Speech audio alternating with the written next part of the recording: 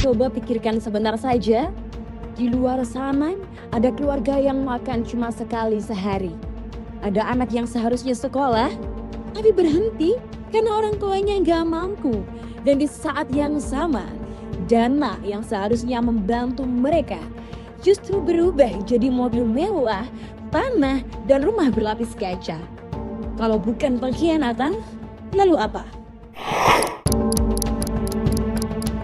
Komisi Pemberantasan Korupsi menetapkan 2 orang tersangka dalam kasus dugaan korupsi penyaluran dana Corporate Social Responsibility. KPK tetapkan 2 anggota DPR RI, Satori dan Heri Gunawan sebagai tersangka dugaan korupsi. Kasus dugaan korupsi terkait penyaluran dana CSR Bank Indonesia dan juga Otoritas Jasa Keuangan atau OJK.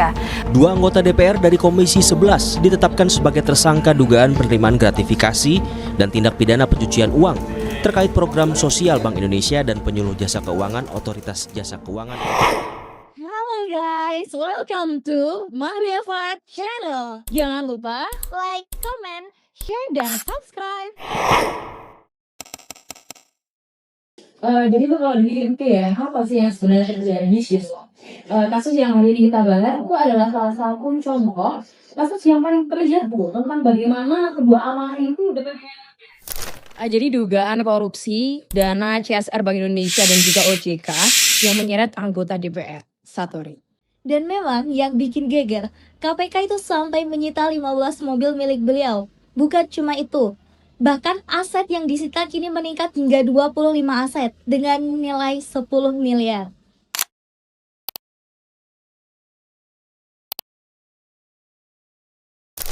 Banyak ya. Jadi kayak bayangin itu, dana CSR yang harusnya jadi bentuk pedulian sosial lah ya, malah dibuat dari alat memperkaya ini.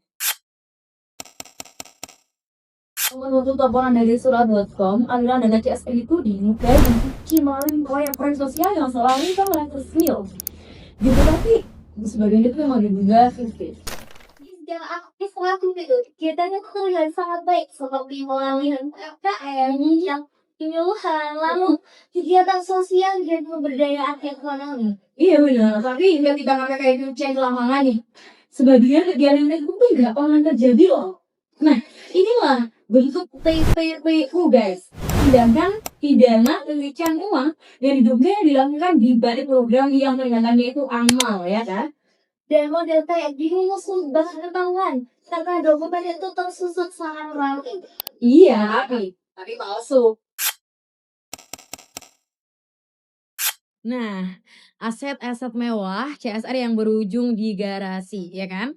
Detik juga melaporkan bahwa KPK itu menyita berbagai mobil, SUV premium, MPV mahal, hingga kendaraan sport.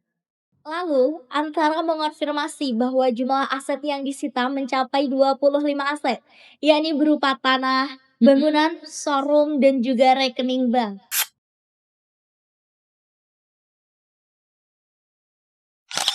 Nah iya, dan yang bikin hati sesak adalah ini nih, setiap mobil mewah itu ya, secara moral adalah mimpi yang dicuri dari rakyat.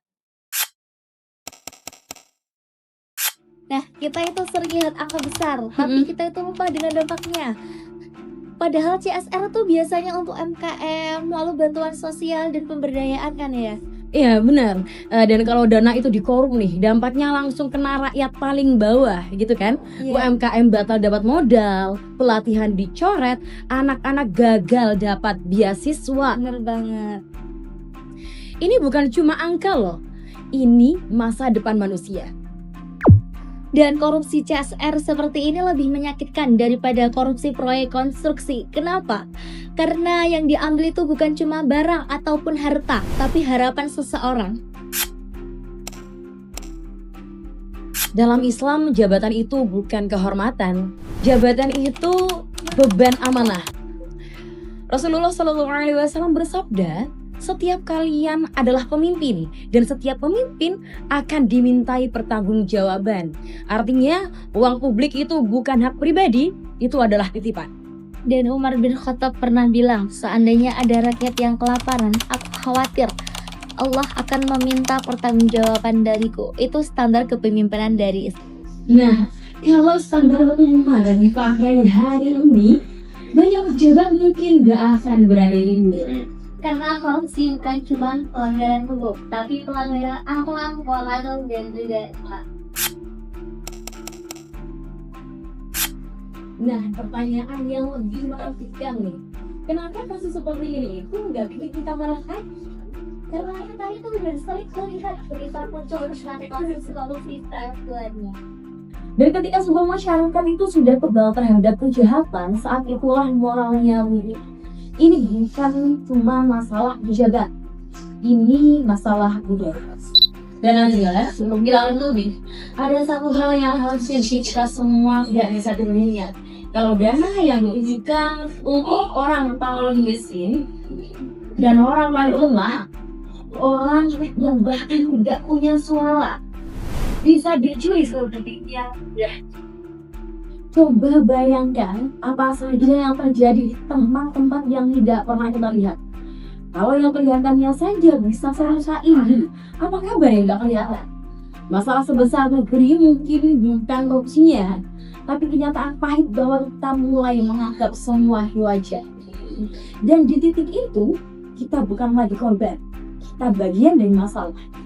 Pertanyaannya cuma satu, ketika skandal yang lebih besar meledak nanti, kita masih akan terkejut?